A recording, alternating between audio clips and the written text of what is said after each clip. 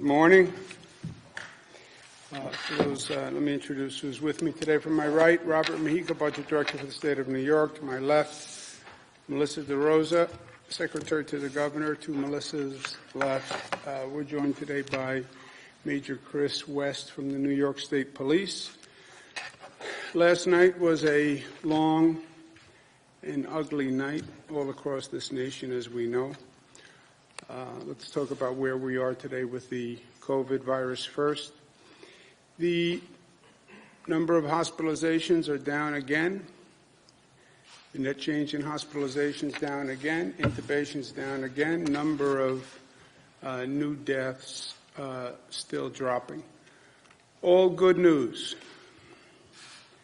Number of lives lost down to 56, which is, in this absurd reality we live in, actually very, very good news.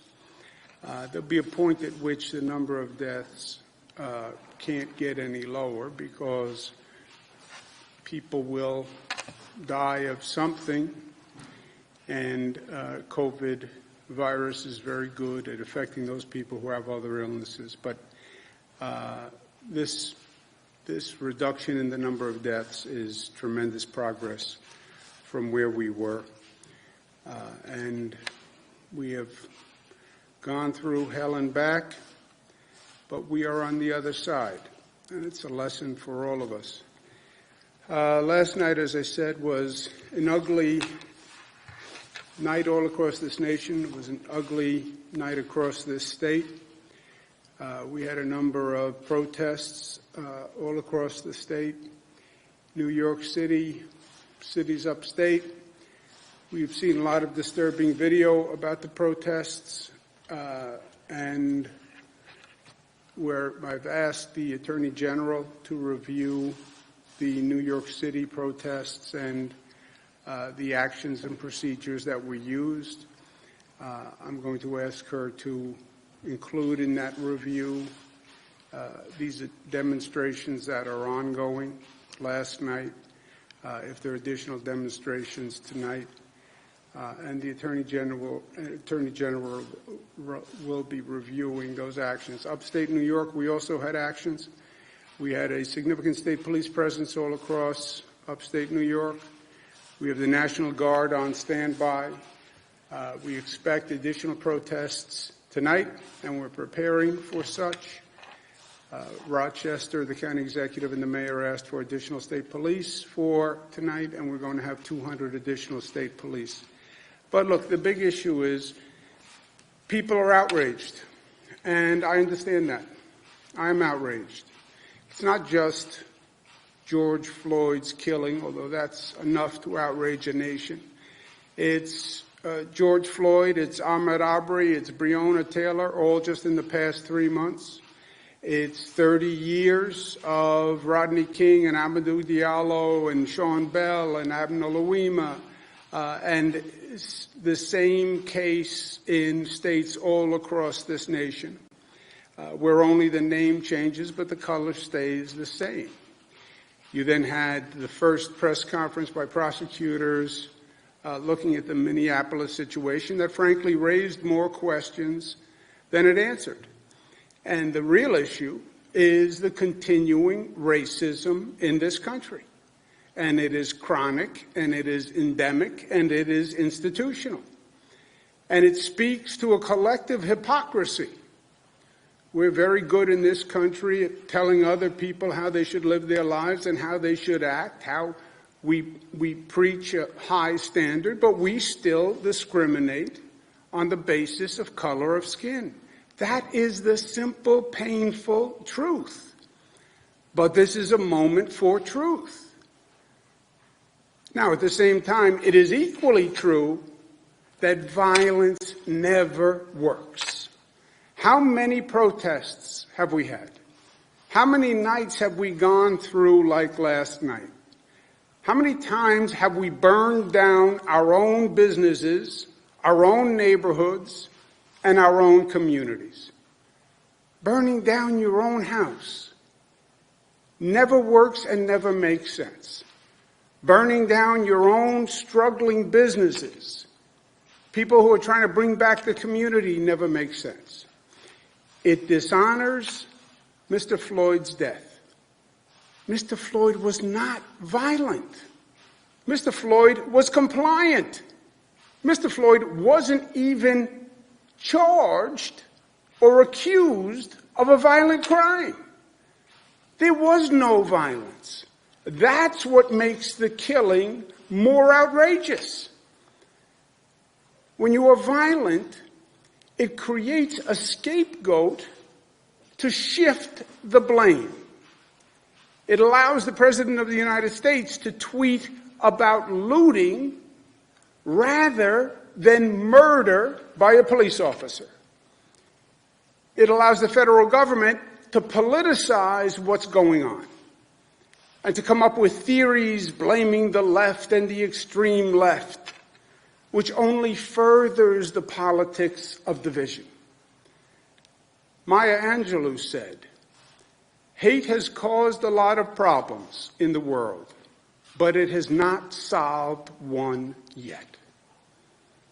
The goal has to be affecting change. How do you use the energy to mobilize people to actually reform society and make things better? And don't tell me that we can't change, because we know we have and we can. Change comes in a moment when the stars line up. It's not easy, but when the stars line up and the people are ready to change, they can change. We have seen it happen in this state and in this nation. We created a new civil right in this nation for the LGBTQ community when we passed marriage equality. And we said we will no longer discriminate when it comes to marriage and telling people who they can love and who they can't love. After the Sandy Hook massacre, when people saw the madness of an assault weapon killing children, we passed common sense gun reform in this state after decades of trying. When we had record income inequality and people said this is enough and enough is enough, that's when we passed free college tuition. And we passed a minimum wage where people can actually live decently. People can change. And we have seen that lesson over the past 92 days as we've been dealing with this coronavirus. Who changed society to deal with this virus? The people did it. 50 days ago, on April 12th, we lost 800 people from COVID. Yesterday, we lost 56. 800 to 56. 60 days ago, we had 3,400 people come into our hospitals. Yesterday, we had 191. Who did that? Who made that remarkable change, that radical change? Who made all that progress? Government leaders? Government did it? No. Let's be honest. Most government leaders denied that COVID was a problem. Most didn't know what to do, and if they knew what to do, they didn't know how to do it. It wasn't government. It was we the people. We the people forced that change and did it in weeks, literally. So of course we can change. And our challenge today is to use this moment, use this energy constructively, and demand real positive change. And articulate what the change is that we want. Be specific. We know what must be done. We know what we can do. We know what should be done. And we know what should be done immediately.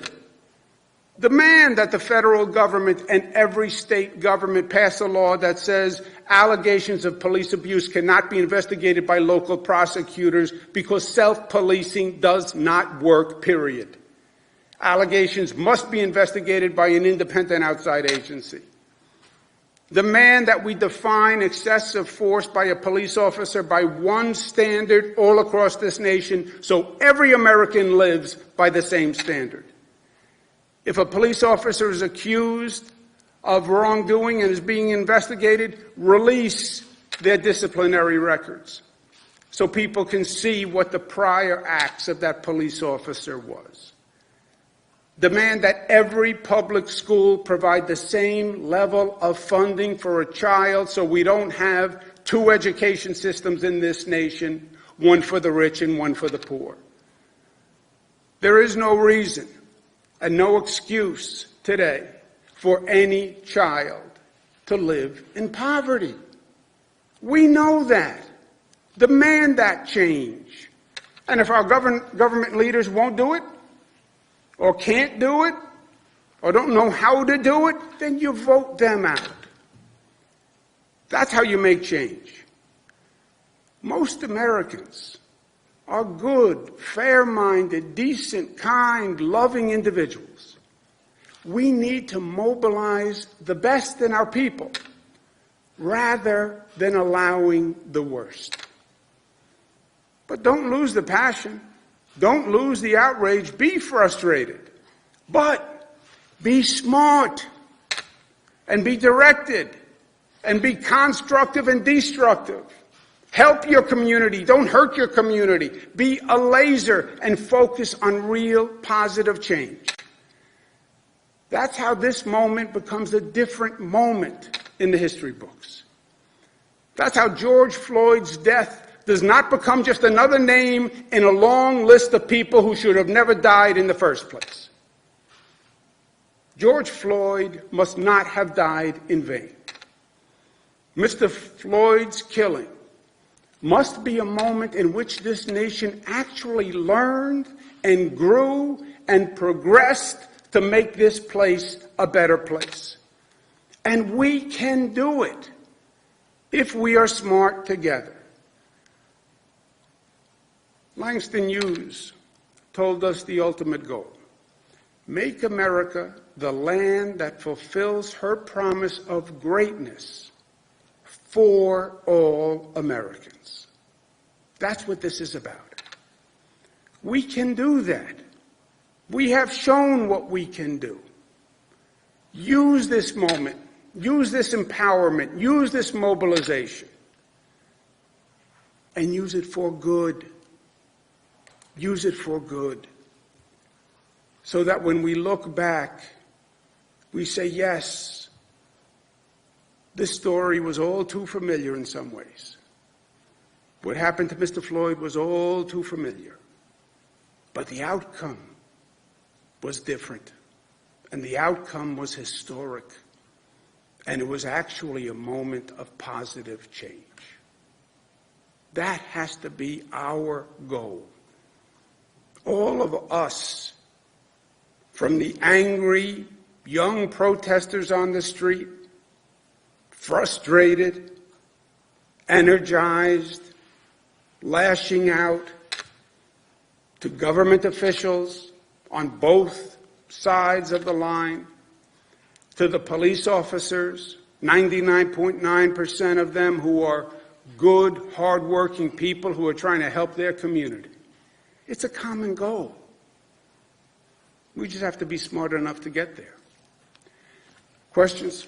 Governor, last night we saw a lot of videos of NYPD accelerating into a crowd of protesters. There's videos of NYPD officials pulling down the masks of the protesters and pepper spraying them. And just violence on both sides. It was NYPD's response to the protests appropriate at this rate? And should the state police step in and take over?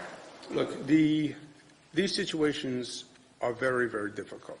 I've seen them. I've been there. Everybody is under stress. They are very difficult situations to manage. The police are in an impossible situation in many ways. But their behavior is everything. And I've seen those videos, and those videos are truly disturbing. And some of the videos, frankly, are inexplicable to me. What do we do about it? I've asked the Attorney General, who is an independent elected official, to review the police conduct activities in the protests last night, the night before, if there's one tonight, and then I want an independent, informed review of what was done right, what was done wrong.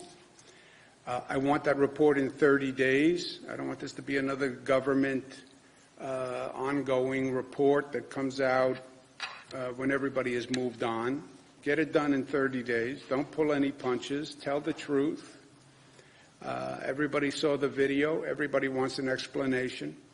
And let's get the explanation from the Attorney General, and let's make it informed and smart, but let's get it done quickly. But that would be in 30 days. What about tonight? What about tomorrow? Well, look, tonight, the NYPD, I've spoken with the mayor.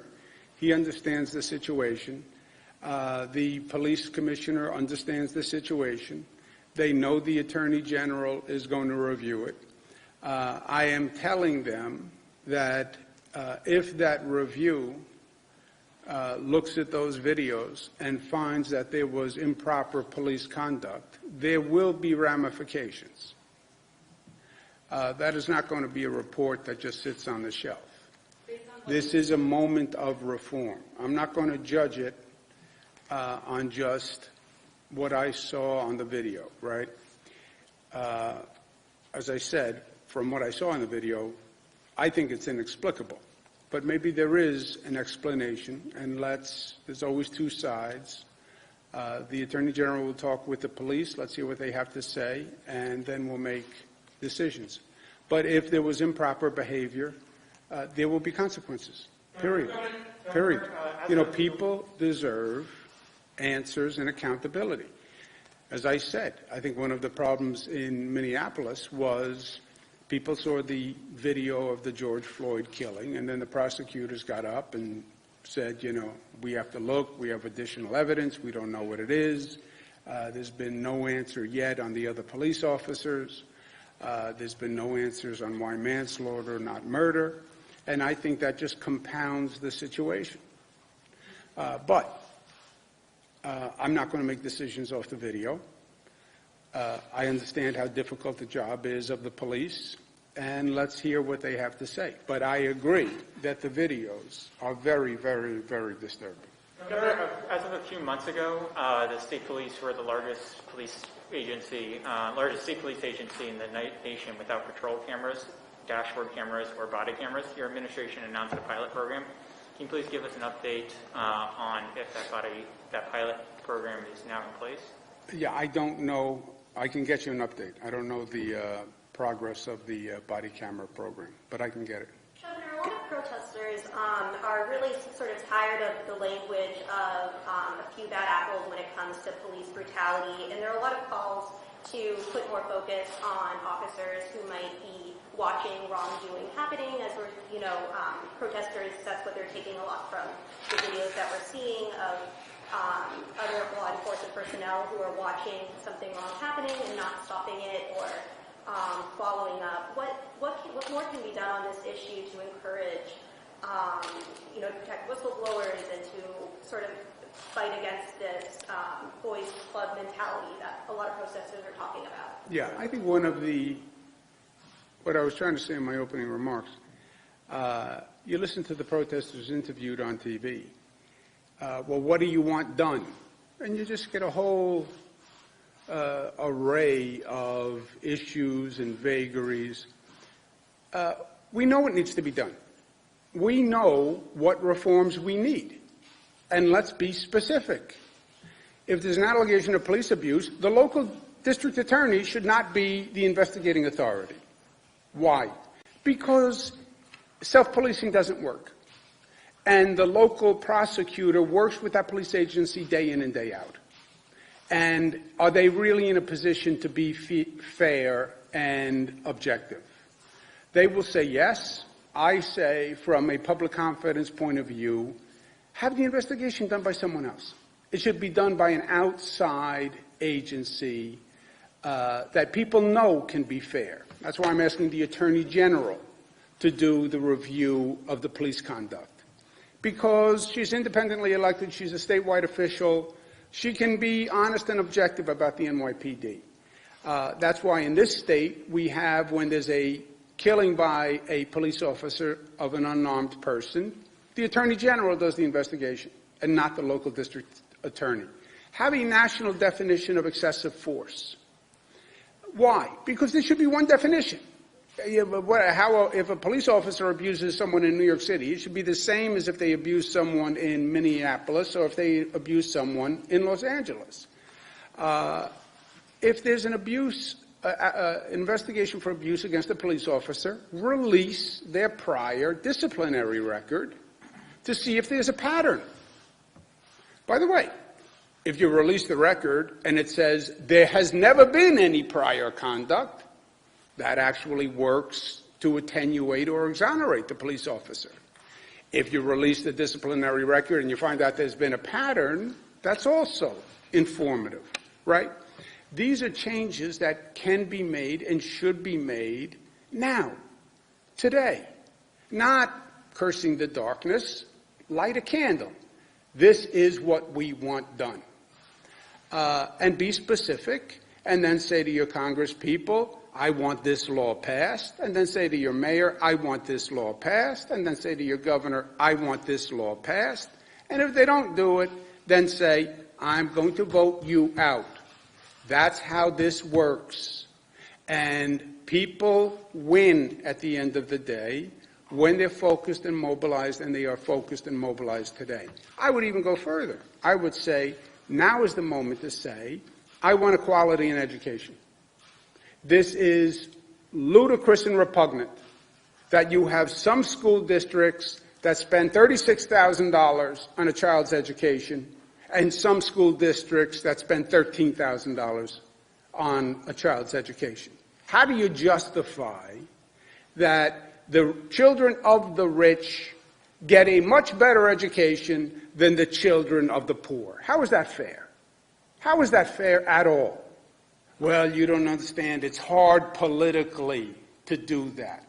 Well, I understand it's hard politically. I also understand it's the right thing to do. I understand that. Well, the political system, too bad. Then elect a new political system. That's what I say. That kind of reform can be done by political will. How can you justify any child in America living in poverty? How can you do that? Any child. Well, it's hard politically. I understand it. I've been battling these things as governor. I would welcome an empowered citizenry that says, yes, we demand equality of education funding. I would welcome it. I proposed it every year. I can't get it. Be specific about the changes you want made and focus that energy. Make it a laser and actually effectuate change. Well, how does George Floyd become different than Rodney King, than Abner Louima, than all these cases, 30 years in my lifetime, 30 years of the same basic situation? And what changed? Nothing. Nothing. Governor, a lot of the people that we've been speaking to over the last 2 weeks feel that the government is at fault for their situation, specifically people in poverty, with what's going on with the pandemic, because a lot of people were forced out of work and now they're waiting for unemployment, and it's been 3 months and they haven't gotten any money. We have people calling our news station in tears saying that they can't get through to the unemployment line, and they're saying specifically something this state government can do to help them is to open in-person unemployment lines and make sure these people get their money, because what I'm hearing from people is this state of unrest that a lot of these folks that we're seeing are in. They're just desperate. They were already poor. Now they were forced out of work. Now our unemployment system is backed up. They can't get through. So they don't just blame police. They blame government as a whole. I understand. You're right. And they do blame government as a whole. And this is a very tough circumstance for everyone. And look, it's not a coincidence that the unrest happens in the middle of the pandemic, right? Those are not separate situations. There's tremendous stress on everyone. This isolation of people, the lack of social interaction has created a lot of mental health stress. I think that's true and that's a fact. And the explosion we saw last night and we'll probably see again tonight, I think it has many sources of energy coming into that. And what is the direct relationship between 90 days of close down and coronavirus and unemployment and fear and isolation, and then the George Floyd killing as an accelerant to an already highly stressful situation?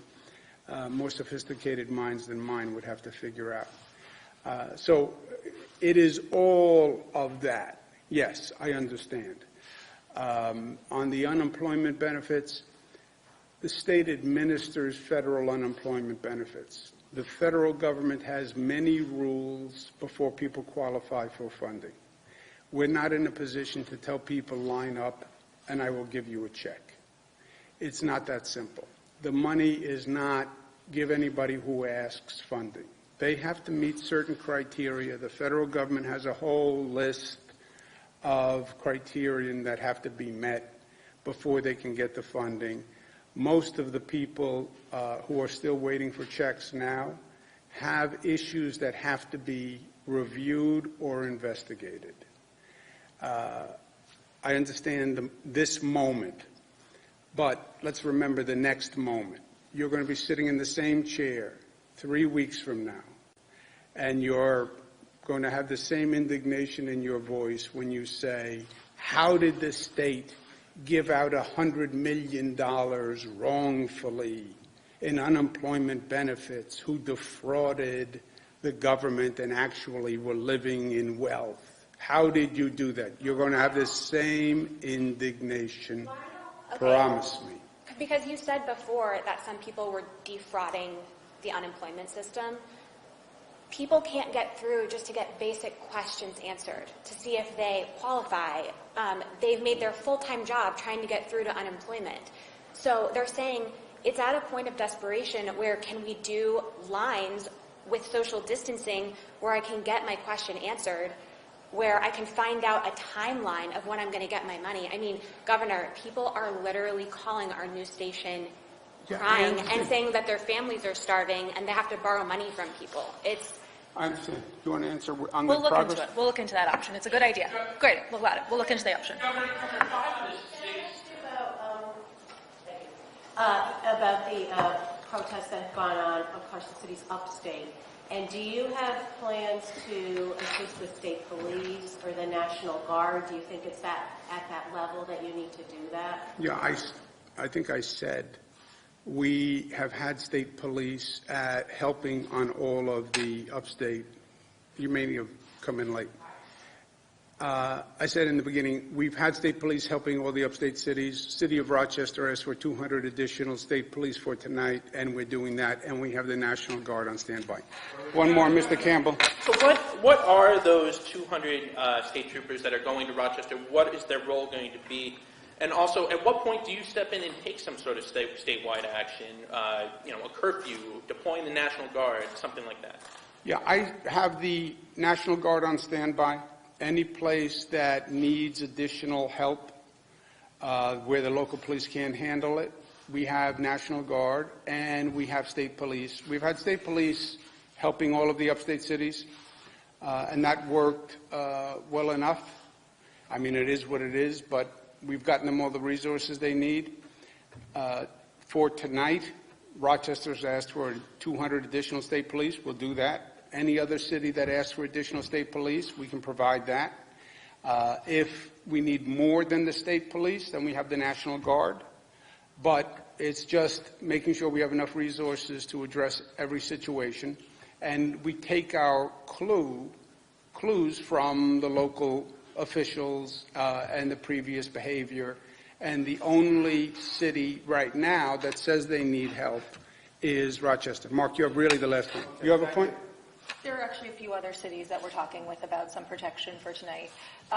In Buffalo, we're going to be deploying 150 troopers, and then we're working with Syracuse and Albany. They're still figuring out what they think that they need to harden their infrastructure, but as the governor said, we've been communicating with the county executives and with the mayors all morning, and whatever they need, they'll get. Is there a point where you implement some sort of statewide curfew? A lot of cities are implementing curfews right now. Is there a point where you implement one statewide? Yeah, curfews, there is no one-size-fits-all here. Curfews work well in some cities. In some cities, they can create additional issues. So that's a case-by-case basis. But look, where we are in New York, it was ugly last night. But from a management point of view, a police officer point of view, resource point of view, every locality did what they had to do. It's just an ugly situation, and it's a difficult situation. But we have, between the state police and the National Guard, we have more than enough resources to make sure every locality has what they need. Mark, last. Thank you. I didn't want to break the momentum of all these other, because I have a question a little bit off topic. Off topic from what they were saying. Yeah, but it's not their topic that matters. Right? Everybody has their own topic. When do you think the time will be ready for the state workers to head back to their offices in the state workforce? I understand it's all regional and it's, at the right time. And as you're reimagining New York, how does that relate to state union contracts? Is that why the state workforce is without a contract today, because you're trying to reimagine things? No, the reimagining has nothing to do with the contract. Excuse me. Rob, you want to talk about the state offices open with that regional opening? Yeah. Right? And the state offices have been, as we need more employees in certain areas for certain things, for parks, for example, and those employees have been operating. As far as the offices specifically and office-based, those are being ramped up as we put out protocols. They will follow similar protocols to what we put out for phase 2 for offices. But there are also a lot of workers who are actually teleworking, and that's functioning. So that's in place. But if the state worker feels more comfortable being at that person's desk in the building, is there a way of, and they're not comfortable being at home, is there a way of getting that person, a request being made for that person to go into the office with safety in mind, of course? I mean, I'm not... What we're going to do is make sure that workers come back when the offices are safe, when we set up the social distancing protocols, when we have it in place so that everyone can be safe with all of the protections that we need to have. So not individual for an individual employee, whether or not they have a preference to be home or be in the office. We're going to make sure that the offices are safe, all the protocols are in place uniformly, and then the workers will come back to the office. But a lot of them, again, are working from home. Along with the phases. So as phase 2 comes in, that's when. So right now is when we're doing that. Okay, it was a long night. It was a long night. Get some rest, and hopefully we have a better night tonight. I'll see you tomorrow.